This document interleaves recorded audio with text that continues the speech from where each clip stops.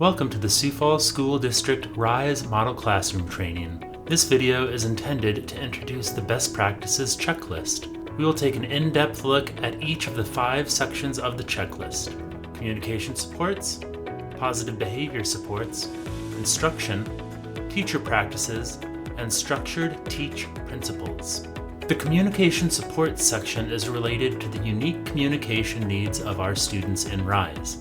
Many students do not communicate using vocal speech and need support developing their communicative repertoires. In order to foster this development, each RISE student should have access to the following supports. Each student has an individualized functional communication system which allows them to communicate wants and needs, including ways to request preferred items and activities. This may look like a GoTalk, pictures, speech-generating devices, textbook, sign language, vocal-verbal, etc. The system allows the student to communicate wants and needs which include preferred items and activities. Potential systems might include eye gaze, GoTalk, pictures, speech-generating devices, textbooks, sign language, or vocal-verbal responses.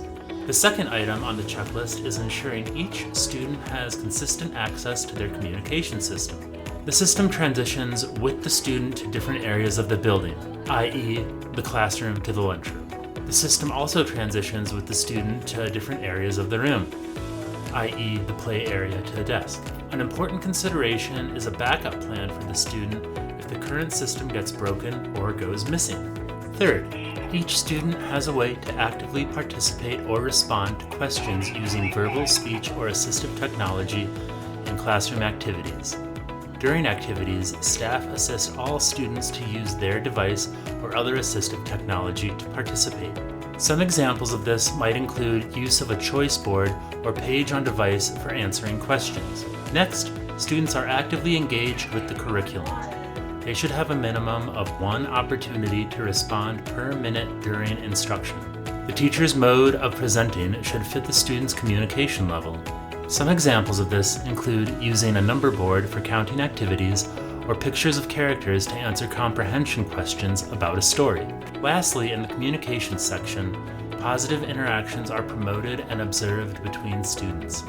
This might look like students engaging in parallel play or staff facilitating a game.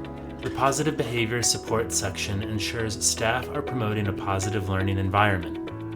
All RISE staff should consistently implement the following positive behavior support strategies. First, if a student has a behavior intervention plan, or BIP, it should be followed consistently. The use of punitive consequences are only used if outlined within a BIP. Punitive consequences include things like removal of recess, removal of communication device, or removal of reinforcement for extended periods of time. If the team is considering use of punitive consequences, discussions should include the behavior analyst. Second, social skills are directly taught. The skills taught and practiced are related to deficits as outlined in the IEP or behavior plan. Examples of skills might include asking for a break, gaining staff attention, conversing with a peer. Third, corrections provided are stated in a neutral tone and focus on what students should do instead of what they should stop doing. Some examples of this include walk with me, come here, and hands down. Next, a neutral response is provided upon the occurrence of minor problem behavior.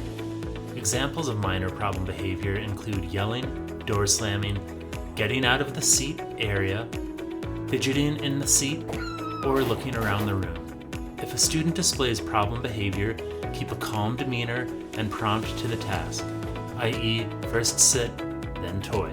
For example, following a problem behavior, in a neutral tone, say, "Remember, you're working for iPad, 1 more token until iPad," or prompt to an appropriate skill based on the situation.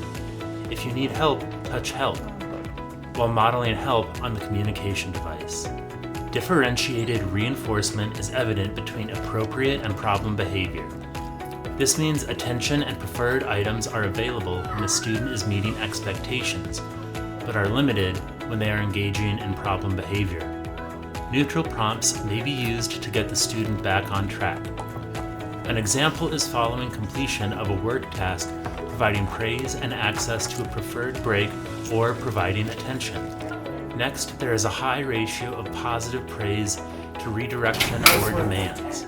Strive for 5 positives to every correction or redirection. Research has demonstrated that a high ratio of positive praise to redirection or demands can significantly reduce disruptive behaviors in the classroom. Praise is specific in nature to encourage reoccurrence of the positive behavior. Some examples of this include, "Awesome job putting on your coat."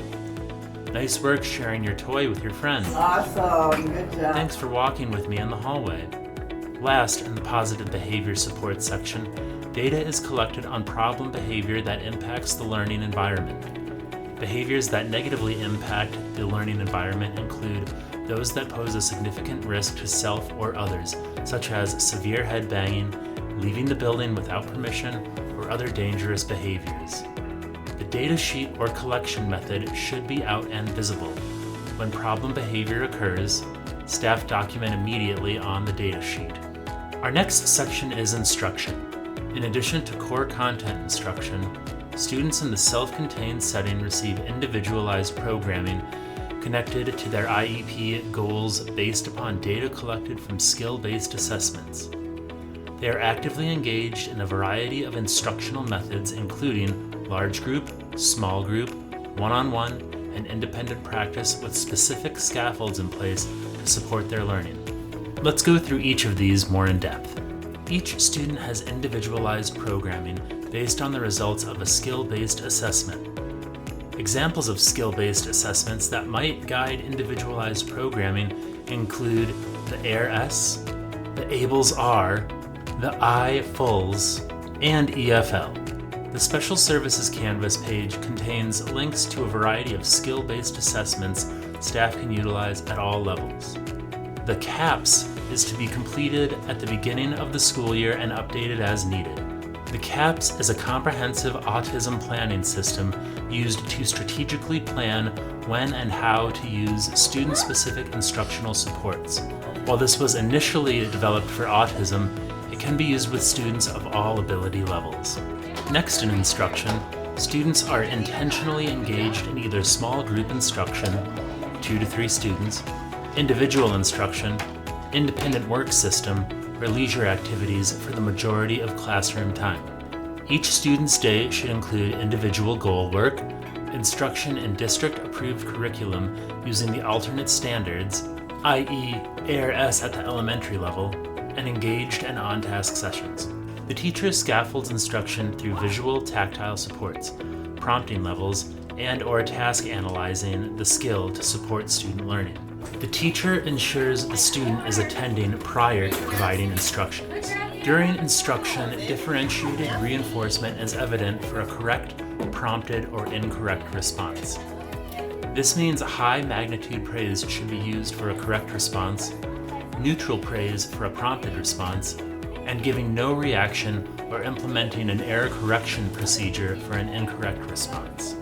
Data is collected on individual goals at a minimum of 2 times per week, and when a student is not engaged or making progress, the teacher makes changes to instruction.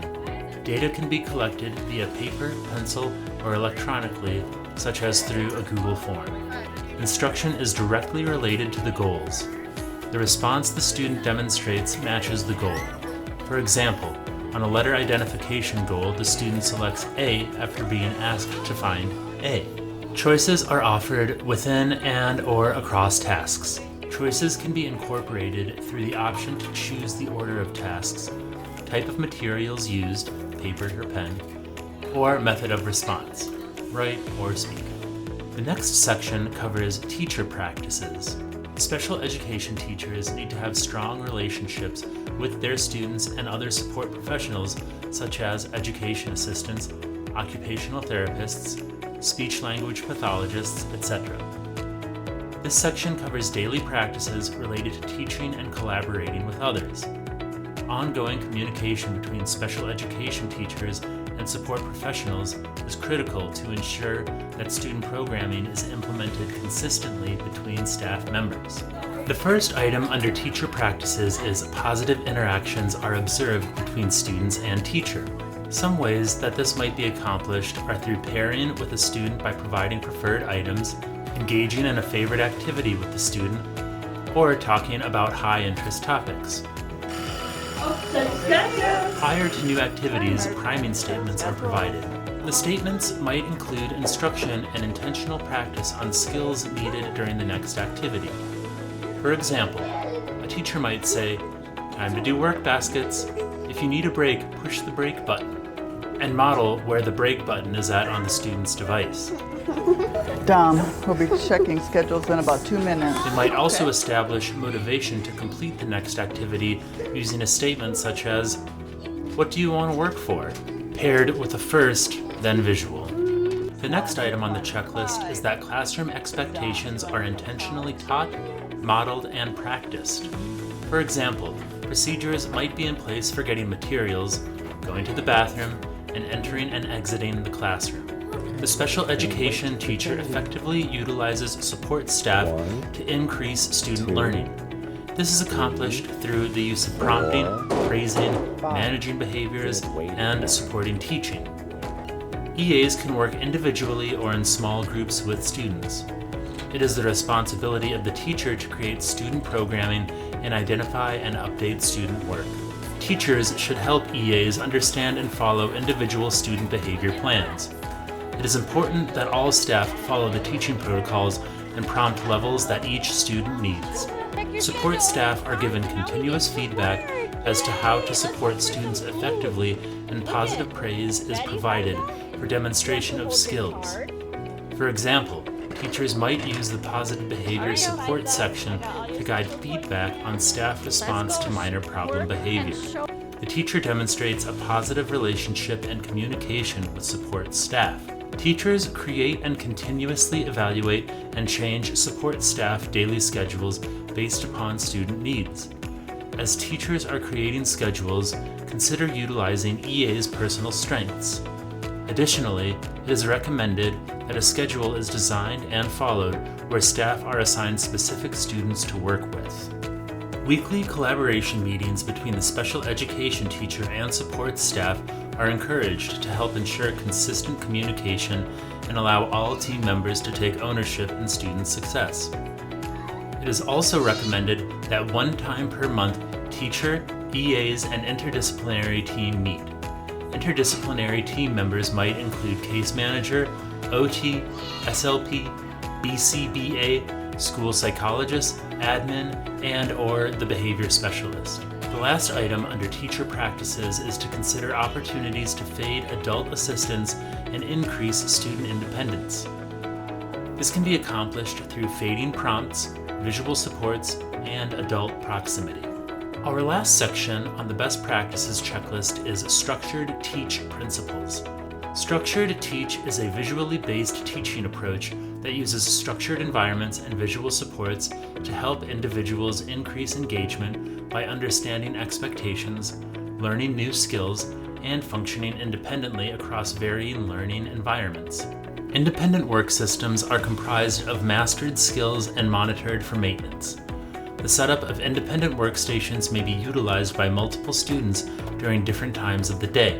The room is clearly organized and free from excess clutter and distractions. Boundaries are clear and visible to students to support students in defining their space. Organization of the room should allow for continuous active supervision. Examples of different parts of the room include whole group instruction area, small group work tables, independent workstations, and leisure and play areas. Next, for every student, individualized materials are organized and easily accessible.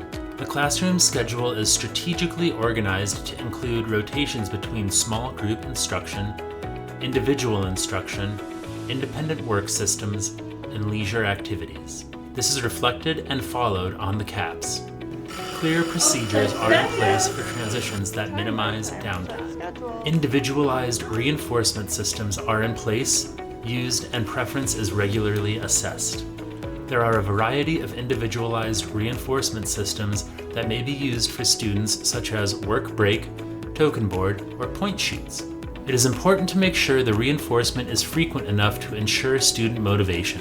The classroom schedule is posted and reinforced. Class schedules may be used. However, each student has an individual schedule matched to their skill level that is immediately accessible to them. Lastly, instructional materials are supported with visual pictures, objects, or other materials to increase receptive understanding and build vocabulary as developmentally appropriate. Thank you for watching this video on the Sioux Falls School District Best Practices Checklist. Using best practices in special education is essential to ensure that all students with disabilities receive a high-quality, equitable, and effective education. These practices are grounded in research and legal mandates, such as the Individuals with Disabilities Education Act, and help educators tailor instruction to meet each student's unique needs. By following best practices, teachers can promote academic progress, foster independence, improve social and emotional development, and ensure inclusive participation. Additionally, these practices support collaboration among educators, families, and specialists, creating a consistent and supportive learning environment.